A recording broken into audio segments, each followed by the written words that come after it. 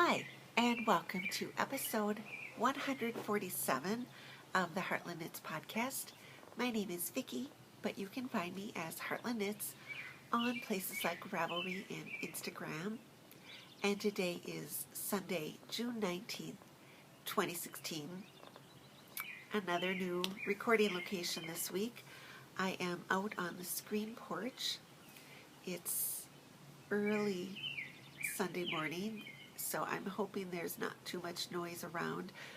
There's a street kind of right to my right, so I'm hoping there won't be kind of too much traffic to kind of be distracting. But anyway, this is going to be a little bit of a different episode. All this week I knit kind of on one thing. It's the Forest Darkness bows, which at this point I think you're probably getting a little sick of looking at. I'm about 3/4 of the way down the first sleeve. So last winter, kind of when I was in a similar predicament with my knitting, that I didn't have anything really kind of new and exciting to show, I did one episode that had all bows knitting. So I thought I would do something a little bit similar. I'm calling it In Search of Lace because it's sort of my lace journey. I love knitting lace. It might be my favorite thing to knit, and it started kind of way back. So there will be knitting at the end more because I started out sort of doing more needle work. When I was real little, I did embroidery, and then I did cross stitch and needlepoint, and then sort of a natural kind of progression was a type of needlework called Hardanger. It's Hardanger, which I think the roots go back quite far, but the name comes from an area in Norway that I imagine it was just very popular, and it's a type of I think of it kind of as lace because it's open work. It's generally done white on white, so it's often called white work. I have a couple of pieces to show you. So Hardanger is worked on a even weave cloth. There is a special cloth called Hardanger, which is 22 by 22, like 22 threads per inch by 22 threads per inch. But you can do it on other kinds of fabric. And it's using pearl cotton, 2 different weights of pearl cotton. I think it's, for this, I think it's size 5 and size 8. So now there's a whole bunch of traffic. Anyway, so this is a small little piece. It's generally white on white, but this is kind of pink on white because I thought it might be a little bit easier to sort of see and explain. So there are different stitches that you can use, but mostly it's this where you're going to do the removing the fabric. You do kind of this satin stitch. So you do a satin stitch, sort of, I think it's 5 rows and then 5 satin stitches across. See if I can there. So there. And then you do that same bit opposite. And then what you do is you're going to cut like right across there and then right there. And you actually draw the threads out. And then you'll do the same kind of over here and draw those threads. So you're left with this right in here and this right in here. There's just kind of 4 warp threads, 4 weft threads, and you take a thinner weight. So this would be the size 5 pearl cotton, And then in here you take the thinner weight and you weave it back and forth, you know, around those two strands. Take it, you know, back down through the middle, around, back down through the middle and around, back and forth and around. And then if you, when you get to the middle, you can do kind of a little picot, like a little knot to make like a little picot, so it's a little fancier. And it's a nice, you know, kind of enjoyable. It's kind of a progression from doing just kind of regular cross stitch. And it's very geometric. It has kind of, if you've done any kind of like Norwegian stranded knitting, you'll recognize this kind of Norwegian star. And, you know, there's some like little back stitching. There's, you know, other different little, you know, stitches that you can do. The edge is all worked off with like a buttonhole stitch, and then you just trim that, all the excess fabric off. And then this has like a little kind of eyelet in the middle. It's a, I kind of miss, I did all of these kind of before I started knitting, and this is sort of what kind of got me really interested. I wanted to do more kind of lacy things. I mean, this is, you know, it's open work and it's you know, lacy, I think, but not quite real lace. So this is just like a little small piece. I did a few larger pieces, and this is kind of going back to when, like, summers when I was in high school, like probably summers when I was in college, is when I did the Hardinger. But I did a couple big pieces. I did a table runner. Well, I use it for a table runner now, but originally it was for the dining room set that my parents had at the time.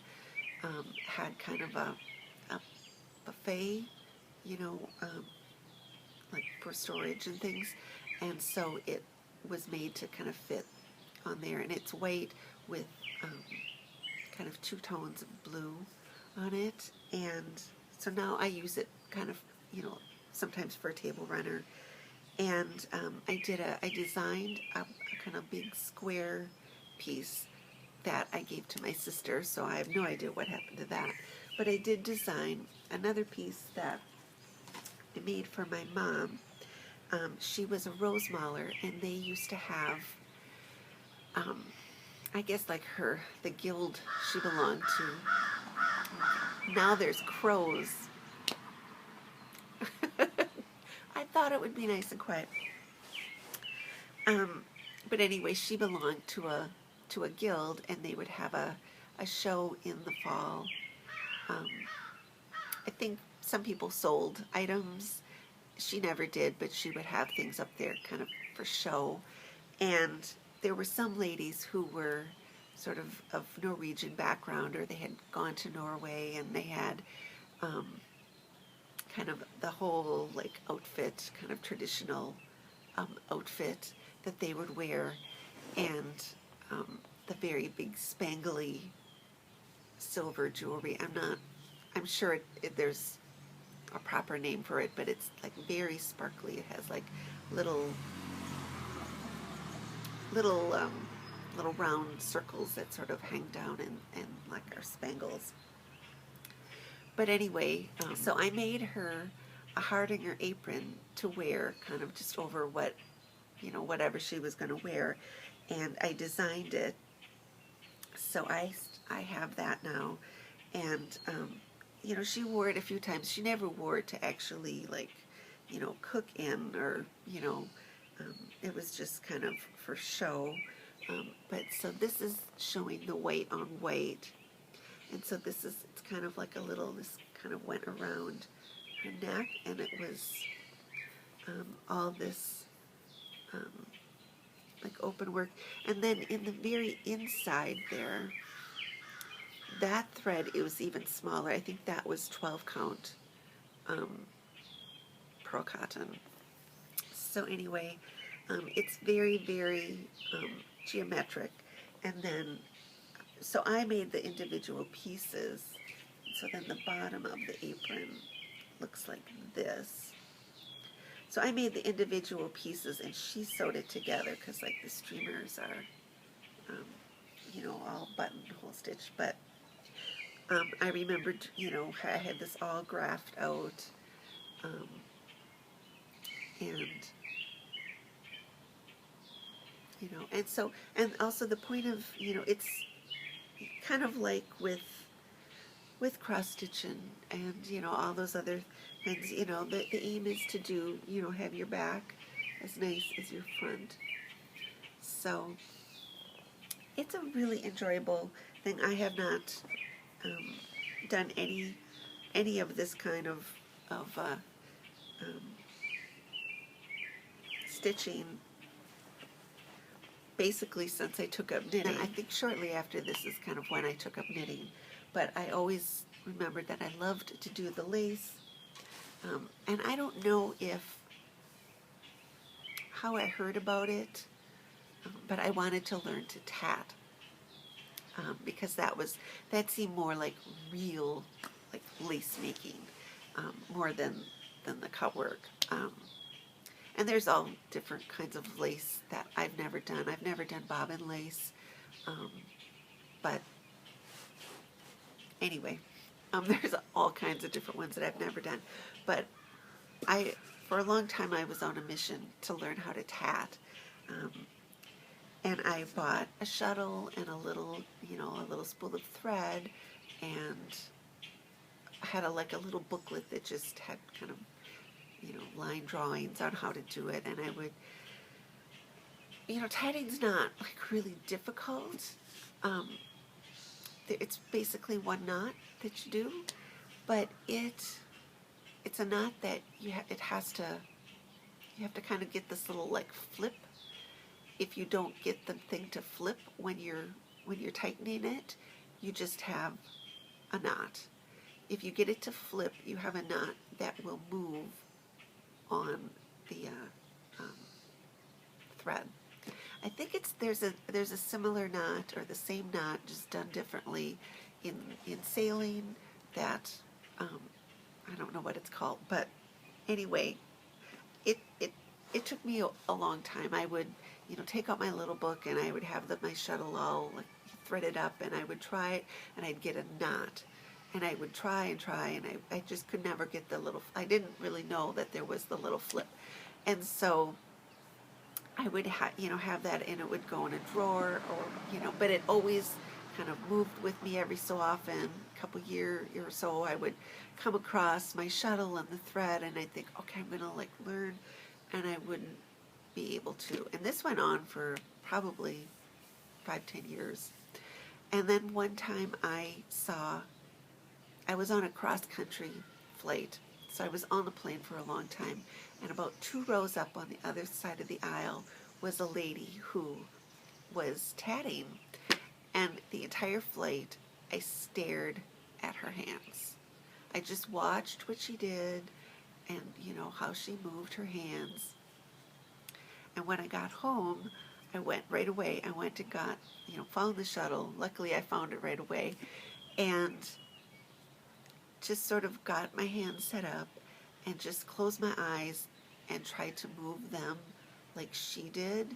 You know, put it through, you know, made a ring, and the thread flipped, and that was it. There is another way to do, since I've, you know, learned that, there's another way to do tatting it's called needle tatting, which is basically like casting on, like the backward loop cast on. You do it one way and then you do it the other way, and that's basically what it is. But anyway, this is the little box I keep all my tatting in. This was painted by Little Mom with pansies because they were my favorite. And so this was my little box of tatting threads. As it's been left, I have not been able to tat. I don't think that I could probably do this anymore, just my eyes are so bad. But if you've not seen one, this is a tatting shuttle. And So my very first piece, where did I put that? Oh, here. So the very first piece that I finally actually finished was this little doily here. I brought a folder so that it would show up a little better, and I hope that's showing. So it consists of kind of rings and chains, and and you construct it. You kind of do this middle knit first, and then you do these little ones, and it's all connected as you work. Actually, I think I might have that upside down. Yeah. So that was my very first little piece, and then I just grabbed another one. A lot of the ones that I have I kind of used under plants, and they're a little dirty. But this is another one, a little bit larger one that I did. This is kind of an ecru color and kind of concentric rings,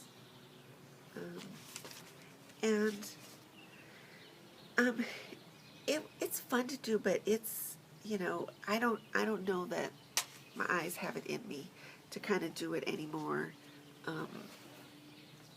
But so after I accomplished this sort of tatted lace, I kind of turned my head and thought, okay, I'd been knitting for a few years, quite a few years, and I wanted to do, real lace.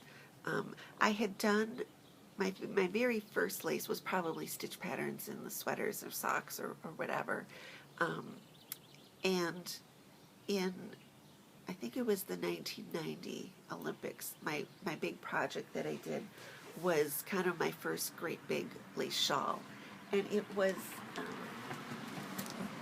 this one. I brought this, and I can't remember if I've ever shown this on the podcast, but it's a Marianne Kinsel from her second book of lace knitting, which is a book still available. It's still in print by Dover, but it's big. It's a great big circle shawl, but it's a daffodil pattern. You can see, and it's this really pretty butter yellow, and so I knit this during the Olympics. I think it was the 1990 Olympics. I did it, and this taught me so many things, because it's done as a great big round, so the outer rows have a lot of stitches. So before I did this project, when I knit, if I made a mistake or something, I saw something I wanted to fix or take it back, I would take back stitch by stitch by stitch, and this taught me, when you got to the outer edges, I taught myself to go back multiple rows down, because this had like a pattern row and then a plain knit row.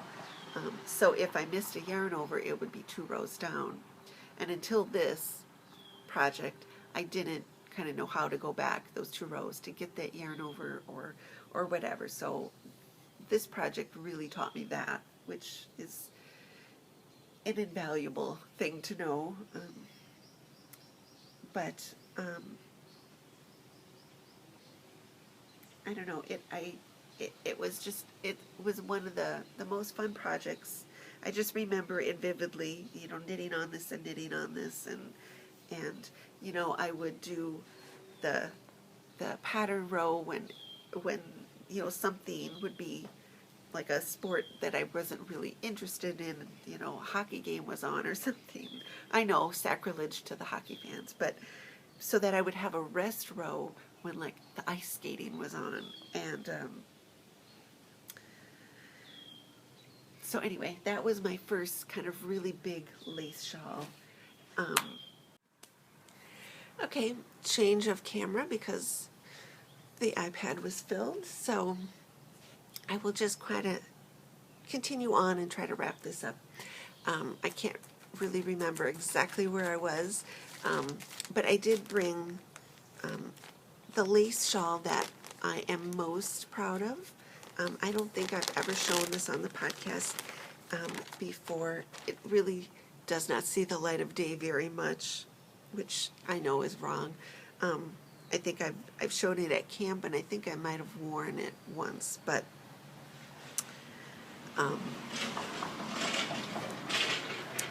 this is a shawl that was the first first bit of handspin that I spun specifically for a certain project. And I knit this about 10 years ago, maybe, yeah, well, 2005, yeah, or 2006. But I knit this while I was waiting for my level 3 master knitter to come back, which goes to show how long it took. Because if you ever want me to talk about the master knitter program, let me know, because I has opinions about it. But anyway, this is the lace piece that I am proudest of. The design is called the Spider Queen. It is a design by Hazel Carter, and the yarn for this I spun. It is a singles yarn. It is all done like mostly in one piece, and you can tell sort of, let me just see, because you can tell where I started. It's a little bit thicker here. So you can tell down here, right in here, it's a little bit thick. It's spun thicker. That was the beginning where I started, and then I got finer and finer and finer. So this is a traditional Shetland shawl. Like I said, it's a Hazel Carter design. So you start kind of down here with a provisional cast on, and you do this whole center square like that.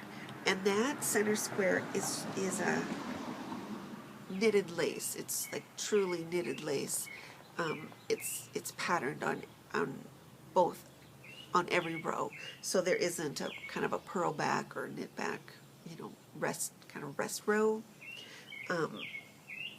And these all have very traditional, names. Let's see if I can, if this shows it up, like the patterns a little bit better. Anyway, so you do that center square, and then you continue on sort of with an increase on each side. So you do each sort of border separately. So you increase like for a miter, like up here.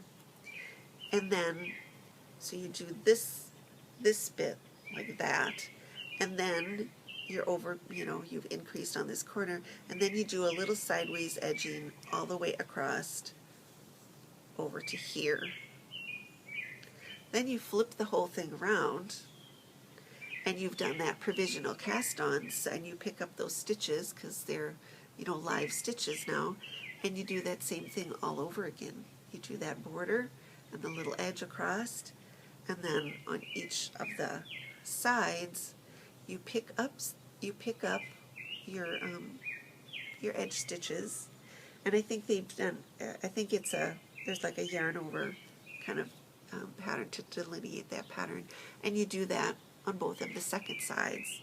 So now you have kind of a middle square, and then these like 4 pieces that go out, and you lay it out, and you soak it, and on Shetland they would kind of lash it to a big wooden frame. I use blocking wires, and you stretch it out, 4 ways, and then as it's there laying on the floor, or if you had it on a frame, but as it's laying on the floor, you sew the miter, and that like stretches that lace completely tight. So you're stretching it widthwise and lengthwise into a square, but then you know, do this. And this was all done with a singles yarn. It was never, I've been spinning a couple of years, and I am a very naturally soft spinner. You know, I don't put a lot of twist just naturally in my singles. And so this was done as a singles. The fiber is merino and tencel. I don't know the ratio of that, but I didn't felt. The singles are not felted at all. It didn't fall apart at all, and it, you know, I mean, even it's not been out, but it has, you know, I blocked it very severely. You can see it maybe has biased a tiny bit, but this once I did this was sort of my, you know, okay, this is real lace, you know, it's like truly knitted lace. This is a what they call on Shetland, they call it a ring shawl, because it is designed to be fine enough to fit through a wedding band, and mine actually does. So anyway, so this was kind of the like of yarn, and then I think before then I started doing like thread doilies, because I had done the thread tatting, and I had done a little bit of thread, like just making like a long strip of lace, but then kind of early 2000s-ish is when I kind of learned of like needling, like when I kind of found the online knitting community, and there was talk of this, you know, lace designer Herbert Niebling. There were groups that were doing, you know, his designs. At that point, they were hard to come by, but and I had done kind of the big lace shawls out of wool, but I had never done like thread. So I just brought one of these out. I have several of them, and but this is what I want to like get started and do this summer. And this is like a thread like doily, and this is a needling. I'm not sure kind of which one this is. It probably is on my Ravelry, because I put everything like these older things on Ravelry. You'll find my Spider Queen on there, and the daffodil shawl too. And I'm not sure what thread count. I would say this is like a size 50 coordinate cotton, but you can see all that there's like, it's lacy, but there's also like texture, and you know, there's like a rib, like a twisted rib in the petals of that flower, and there's kind of like a crossed, you know, stitches like in that one. And so anyway, I haven't done a thread doily in a while, so I am anxious to kind of finish up the bohos, or at least I have a pretty clear idea of what I want to do for the edges on it now. I'm just trying to get down to the end of the sleeve, so I can start the cuff and see if it works out like in, you know, really works out like I think it's going to in my head. And once that happens, then I will go back to the body and I will like finish that up. And it does involve doing a vertical band, so that will take a while. But once I sort of get that done, and it's just like I can be working on a sleeve, then I can do something like really fun like this, because I can sort of figure out, in order to get it done and blocked and stuff in time for knitting camp, you know, if I just have one sleeve, I can, give myself so many rows a day or something, and then I can go on to knitting something different. So I'm looking forward to that. So anyway, that has just been like a quick little look at my sort of journey through lace. I have lots of other kind of lace shawls and things that I don't know if I've shown on the podcast. I can't really remember. I've done Niebelings in great big. Well, you've seen I did Lyra 2 years ago. Yeah, 2 years ago. And I did that one earlier, well, like December-ish. So anyway, a little bit of a different show. Thank you all for watching this week, and until I see you next week, from my heart to yours, happy knitting.